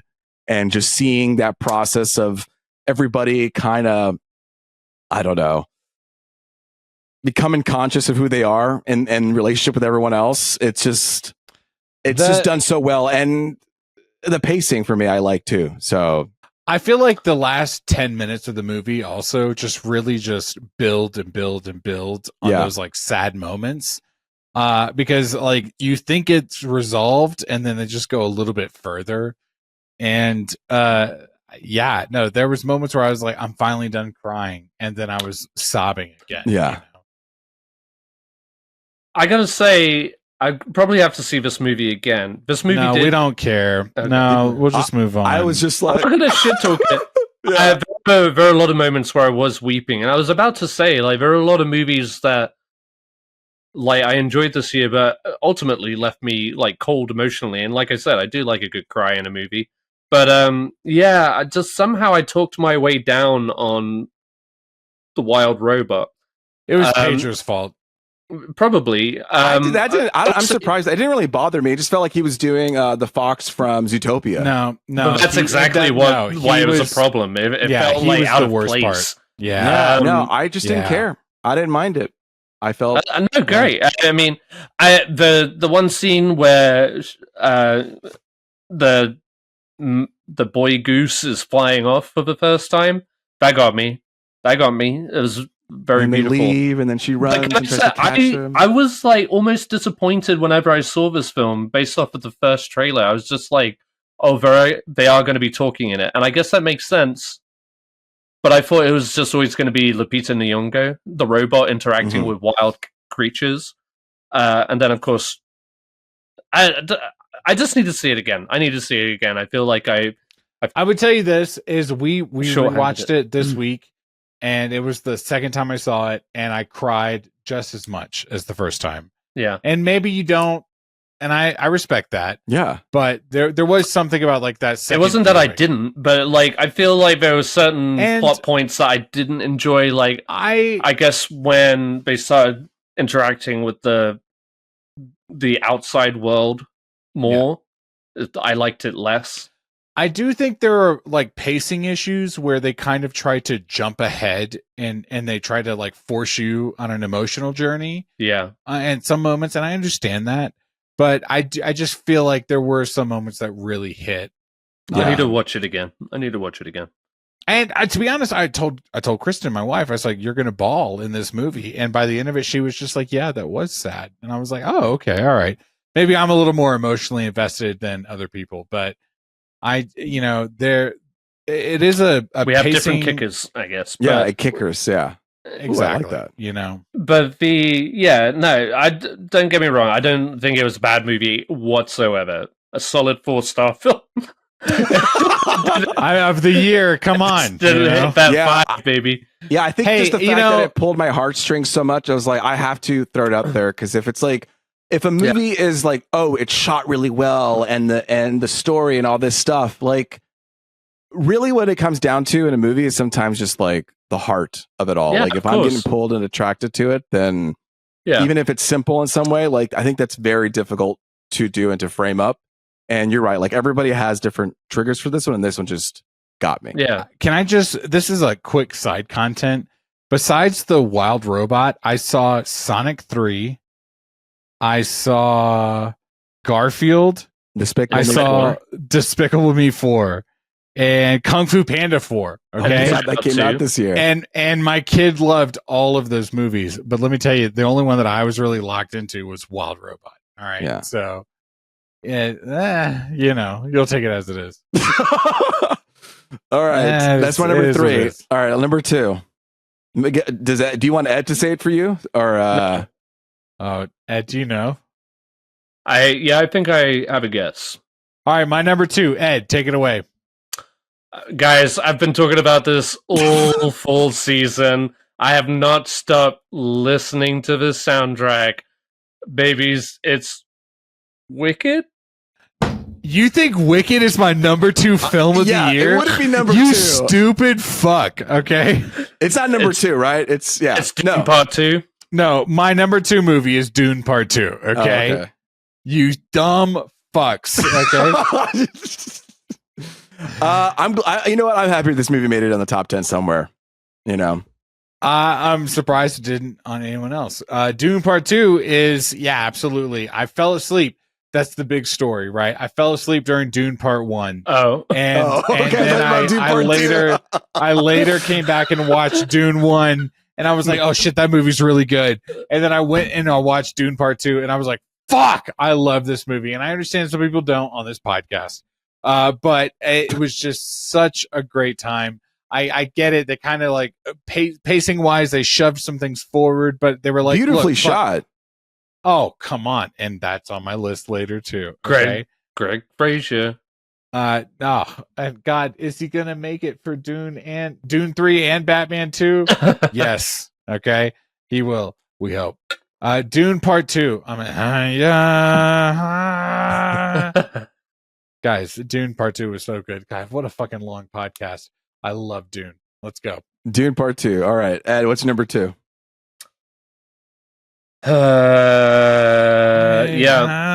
It's Day of the Zen. It's Zendaya.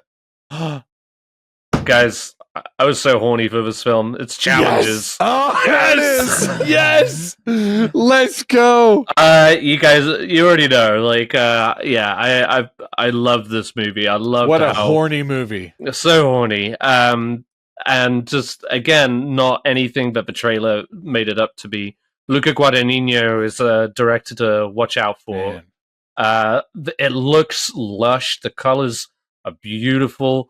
The sweat, the white on black, the whatever, everything to do with Hey, this has wait. never looked so good. when she swapped from left to right, you know, And the hair and her was hair like, and her hair was like, come on, Man, let's go. just like the interactions from Zendaya to Mike Feist to Josh O'Connor, from Josh O'Connor to Zendaya, it's just like everybody's on fire.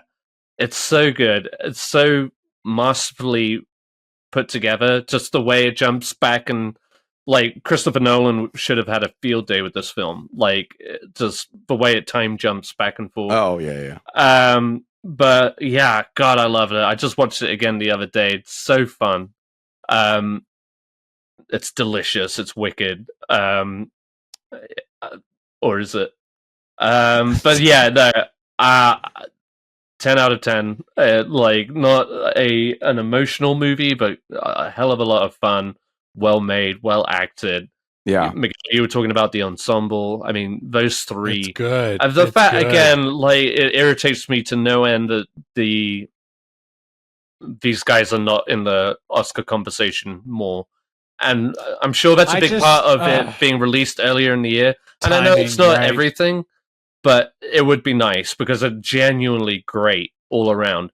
And I'll throw in the Trent Reznor score is wonderful. It gets you pumped. It's great workout music. Great anything music, great focusing music, whatever. But it's a good score. So Challengers, my number 2. Challengers number 2. All right. My number 2. You're talking about craft. You're talking about everything was so masterfully done. This next movie for me, masterfully done. Shit. Great. In all the departments. In fact, this was my number 1 until recently. But in all the departments, man, did they shine. And what an experience. What a visceral experience I had with this film. And what a great message. You know, I think a strong message. And I just, like I said, all the departments were cooking, straight up cooking. This one is a little movie called The Substance. Oh. Yeah. Whoa. I was wondering if it was going to pop up. I think this movie is fantastic. Like the visual language alone. All right, let me talk about that. No, the techniques, the filming, the color, the performances, the prop design, the set design, the themes, the story, the dialogue, like all the editing, like for all of this was all for me. I was locked in every step. Like yes. I had a great time with this movie. I think this is a very bold director, and you can see it in the movie. And it has a very relevant message for today about, you know, wanting to stay young. It's very, it's a very impactful, colorful, bold movie that almost became my number 1. But here we are. The Substance, number 2. You know, I enjoyed that movie. I fucking hated it. No, but like I just don't get along with body horror. Oh yeah. And it has a lot of it. It does. And the third act is so fucking wild. Yeah. To its credit, but also it's just like when I tried to rewatch it, I just started like, you know, just backing away from it. I can't. But it's such a tragedy. It's such a like fucked up thing 100%. that actually happens to people. Not the substance, but like how you kind of like hate yourself and you just torment yourself and you put yourself through all these things, and then you'll sacrifice your own well-being so that you can attain something. And it's just but like you still don't. You still don't. You know what I mean? Yeah. And you have a moment to stop, but it's like sometimes you get trapped in this kind of mind game where, you know, the 100%. Way that society puts this pressure on you, where you feel like you have to be a certain way. And so it puts you in this place where it's like, well, I'm going to give up my own well-being to achieve that when I could have just stopped. And that's just, to your point, though, I would say I just... love the setup of it. Like, it doesn't over-explain itself. It's all visual storytelling of just like what the substance is and what it does and how to use it. And that's it. Like, I mean, the how they established that on a visual level was incredible. Like, and you don't need to over-explain. You don't need to over-explain why or who or who's in charge and what the effects. It's like, What matters is the relationship between these two. This is what you people, have to do. Yeah. In order to make this happen, and then if you don't do this, Mhm. this is what happens. It's just Yeah. like, it's like a like a twisted fairy tale. It's like And that- it's great at setting up that Chekhov's gun. You know what I mean? Like, here's the gun, and you're probably going to use it by the end of the play. You know, Right? Yeah, And 100%. and when you see it keep going, you're like, oh, that's going to happen at the very end, and it's going to be insane. Yeah. This is a movie where Universal Studios bought it, or Focus Features under Universal Studios bought it to make it. And then when they saw that last 15 minutes, they're like, you're going to have to cut that or change it. And then the director's Yeah. like, sorry, in my contract, it says I get final say. So no. And then And they sold it. They sold it to Mubi, and they made a bunch of money off of it. And, you know, now Universal's like, damn, we should have just kept it and made all that profit instead. Will they So, learn from it? Fuck no. yeah. No. All right.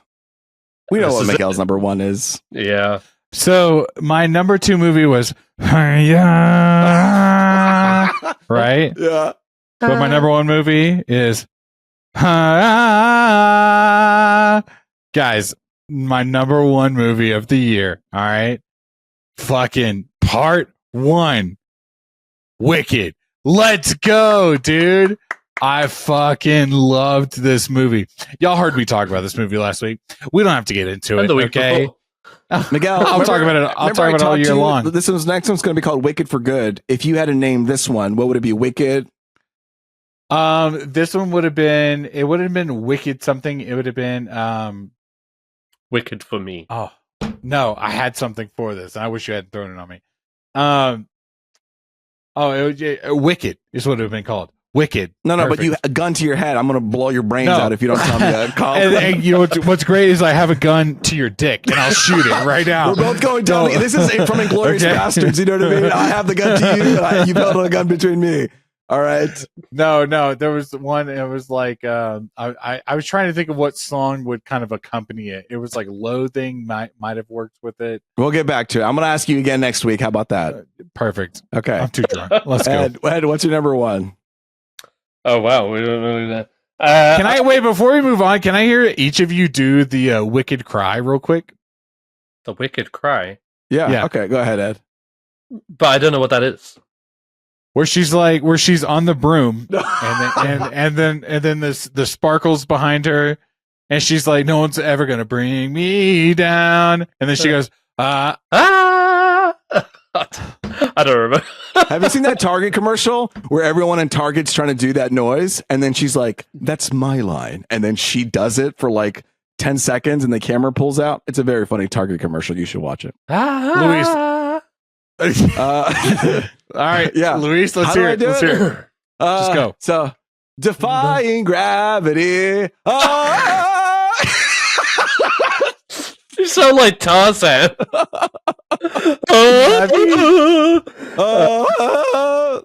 No, I can't do it, guys. I've only seen this movie one time. I've never seen the Broadway play, and I appreciate your commitment, and that's all I was looking for. Okay.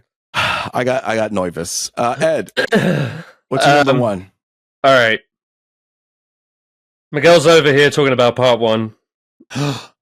I'm here talking about part 2.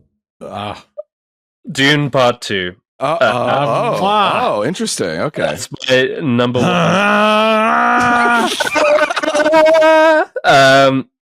Yeah, what 2 of my favorite theatrical experiences this year was seeing part 1 in IMAX a month prior to this, and then part 2 again in IMAX.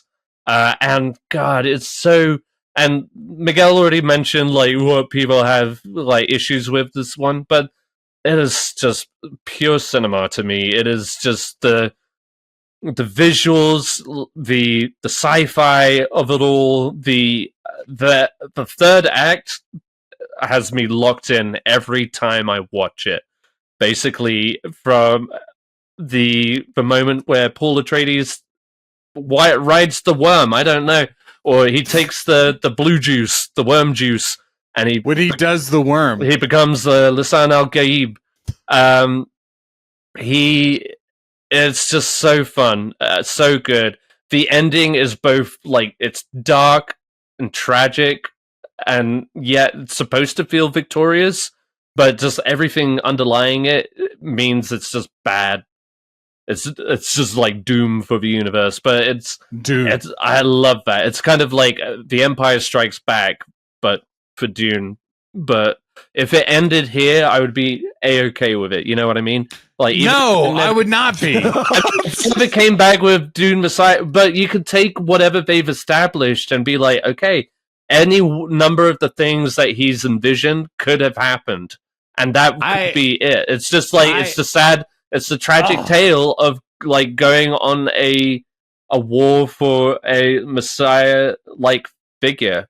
And I guess I hadn't thought about it, but I see what you're saying. Like, if that was the end of the movie, yeah, like that would kind of like tell a story. But right, my God, I just wish I want them to go forward. You know? No, yeah, 100%. And you know, Denis Villeneuve has done such a wonderful job of establishing this world. You have such an incredible cast. Nobody's getting talked about, but I love Rebecca Ferguson in this second one.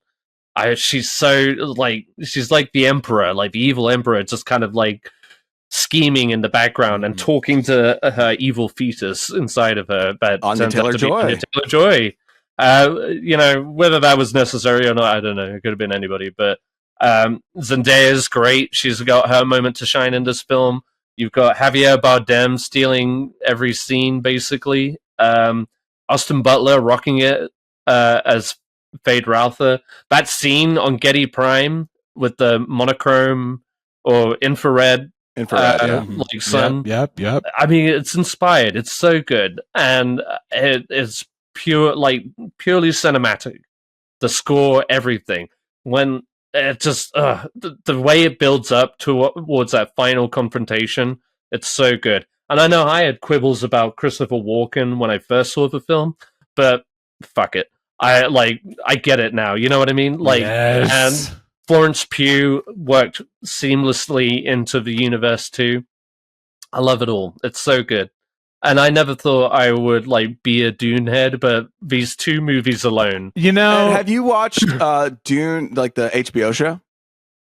I have not, because these two movies are so good. No, not yet. I just you guys love Dune so much. I'm surprised you guys haven't watched that HBO show. Because I'm trying to keep it pure.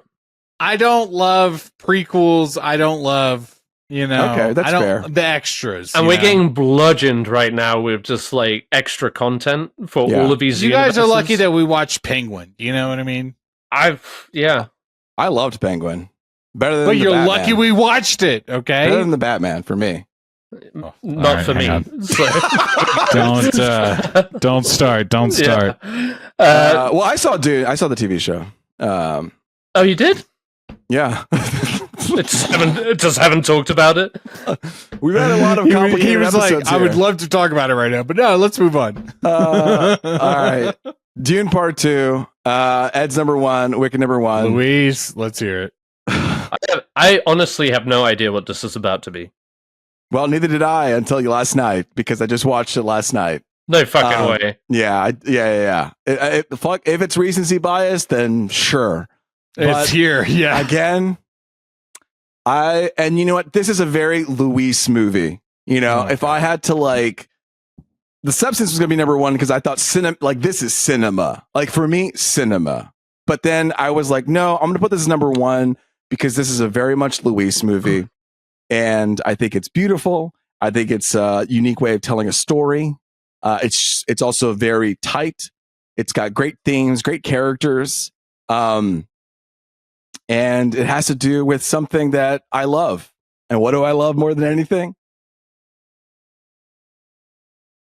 I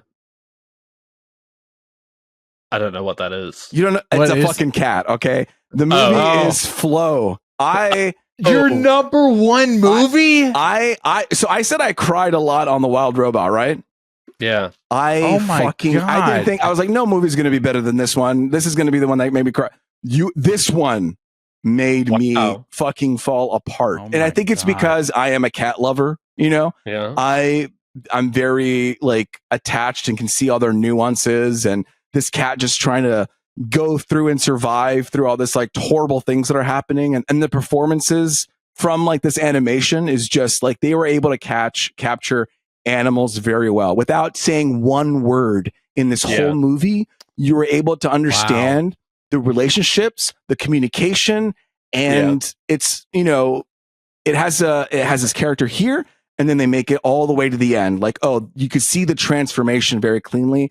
It's put in a world where they're not explaining the lore too much. It's just like in the background, and you don't have to explain it.